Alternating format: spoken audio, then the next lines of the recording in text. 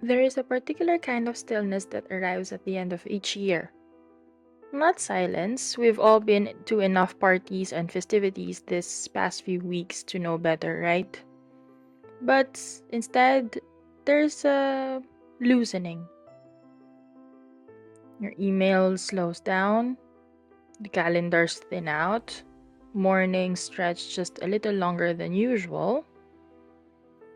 Time, for once, doesn't ask to be optimized, it simply sits beside you, waiting. This is often why the final weeks of the year feel reflective. Not because December is inherently meaningful, but because the world exhales. This is not a 2025 year end recap. I'm resisting that impulse on purpose. I won't compress this year into a highlight reel or reduce it to a list of lessons learned. A life lived intentionally, creatively, and often in motion doesn't unfold in neat bullet points, unfortunately. What mattered most arrived quietly, disguised as uncertainty, as discomfort, as beginnings that made very little sense at that time. Reflection isn't about taking inventory. Maybe it's about noticing what lingered. What this year taught me didn't arrive with clarity or ceremony, it arrived through friction, through starting before I felt ready, through trusting curiosity more than certainty. Some of the things I began didn't even come from careful planning, surprisingly. They came from restlessness, the kind that nudges you forward when staying still begins to feel dishonest. Of course, not everything worked out. Some ideas stalled mid sentence, others changed shape completely. But even the unfinished things mattered.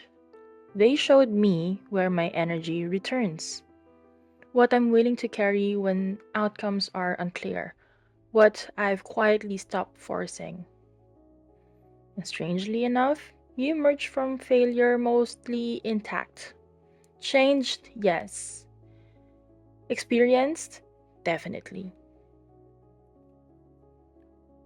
One of the clearest realizations this year was the most meaningful beginnings happened at the most mundane moments or even at the wrong time.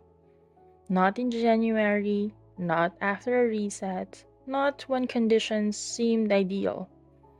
Momentum doesn't care about calendars, it responds to movement. Gratitude doesn't need to be loud. It doesn't mean that everything went good. It's softer than that, it's quieter than that. I'm grateful not because everything worked out, but because I stayed present even if it didn't. Because I learned what sustained me when outcomes are uncertain. As for what comes next, I'm choosing intention over pressure, direction over deadlines, or attention over ambition. If somehow at this point or at this period of the season you feel the pull to reflect right now, know that you don't need to do it perfectly. And if you're not ready yet, then you're allowed to. Maybe reflection isn't reserved for the end of the year, it's available whenever life loosens its grip. But maybe at this time you can just take the moment to let life breathe for a while.